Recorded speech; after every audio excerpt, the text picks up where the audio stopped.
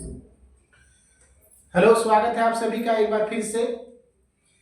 और जैसा कि हम लोग जेटेड प्रीवियस ईयर क्वेश्चन को सॉल्व कर रहे थे, तो आज हम लोग फिर से बात करने वाले हैं 2016 में आए हुए क्वेश्चन को। देखेंगे कि किस प्रकार से क्वेश्चन आया था। और आज हम लोग ज्योमेट्री के कुछ क्वेश्चन देखेंगे। बहुत ही बढ़िया क्वेश्चन आया हुआ था 2016 का एग्जाम में जेटेड। तो चलिए देखते हैं किस प्रकार का क्वेश्चन आया हुआ था। जैसे AB तथा CD दो समांतर रेखा है। क्या बोल रहा है कि AB और CD दो समांतर रेखा है। तो सबसे पहले हम लोग फिगर बना लेते हैं कि ये AB हुआ और ये CD हुआ, ठीक है। और दोनों क्या है, समांतर रेखाएं हैं।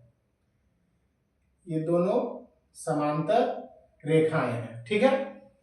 उसके बाद क्या बोल रहा है कि PQ AB तथा CD को क्रमशः E तथा F पर काटता है।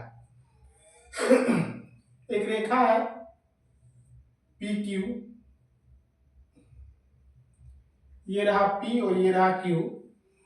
जो रेखा AB को E पर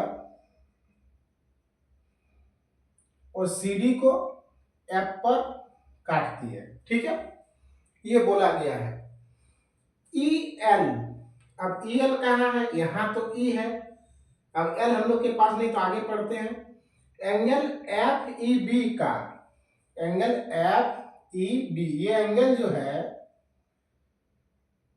तो इसका मतलब EL इसका समद्वि भाजक है। समद्वि भाजक मतलब समान भागों में विभाजित कर रहा है। इसका मतलब ये क्या हो जाएगा, हम लोग के पास ये L हो जाएगा। तो EL क्या कर रहा है कि ये दोनों को बराबर भागों में काटता है, ठीक है। यदि LEB का जो वैल्यू है वह 35 डिग्री है, इसका मतलब ये 35 है। तो CFQ का मान क्या होगा, यहाँ C है, यहाँ F है और Q कहाँ है, यहाँ पर। इसका मतलब इसका निकालने के लिए बोला गया कि इसका मान क्या होगा, ठीक है ना। तो हम लोग जानते हैं कि ये एंगल इस एंगल का क्या होता है, बराबर होता है। यहां तक ठीक है। और क्या होता है कि कभी भी दो पैरेलल लाइन है और उस पर एक ट्रांसवर्सल लाइन अगर कटती है, तो ये आपस में ये जो दोनों एंगल होता है उसका जो सम होता है वो 180 डिग्री होता है। तो अगर देखेंगे कि ये 35 डिग्री है, तो ये 35 हो जाएगा, क्योंकि ये समद्वि भाजक मतलब दोनों बराबर है, तो 70 डिग्री हो जाएगा। तो अगर ये एंगल और ये एंगल मिला करके 180 डिग्री है, तो हम लोग जान रहे हैं कि ये और ये बराबर है।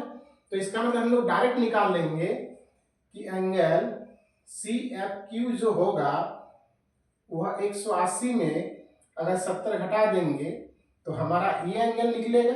और जब ये एंगल निकल जाएगा तो ये दोनों आपस में क्या है, बराबर है। तो देखते हैं क्या हो जाएगा इसका वैल्यू, 110 डिग्री। तो डायरेक्टली हम लोग इस तरह से क्वेश्चन को बना सकते हैं। और CFQ का जो वैल्यू हो जाएगा वह 110 डिग्री हो जाएगा, ठीक है।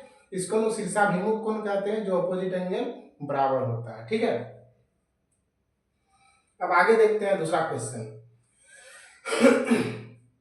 एक चित्र दिया गया है इसमें, और PQ और RS क्या है, समानांतर है, पैरेलल है। ये रहा PQ और RS, ये दोनों क्या आपस में समांतर है, ठीक है, पैरेलल है।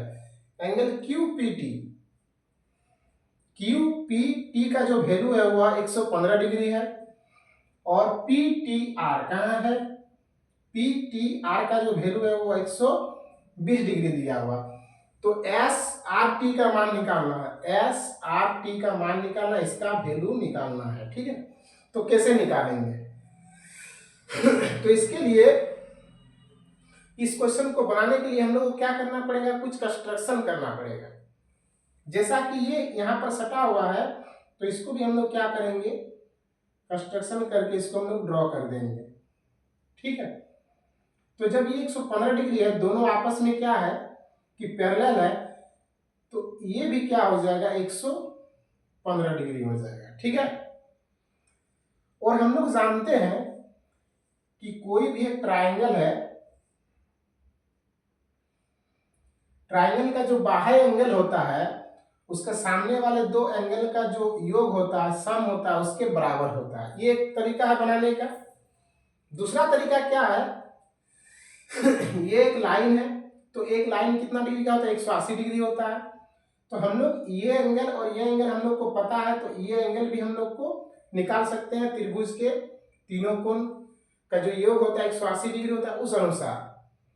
तो हम लोग क्या करेंगे, डायरेक्टली क्या करेंगे, इस फॉर्मूला से हम लोग डायरेक्ट बना देंगे कि ये बाह्य एंगल है, तो देखते हैं कि ये बाह्य एंगल है और ये दोनों क्या है, आंतरिक एंगल है, जो क्या हो जाएगा, दोनों का सम के बराबर हो जाएगा।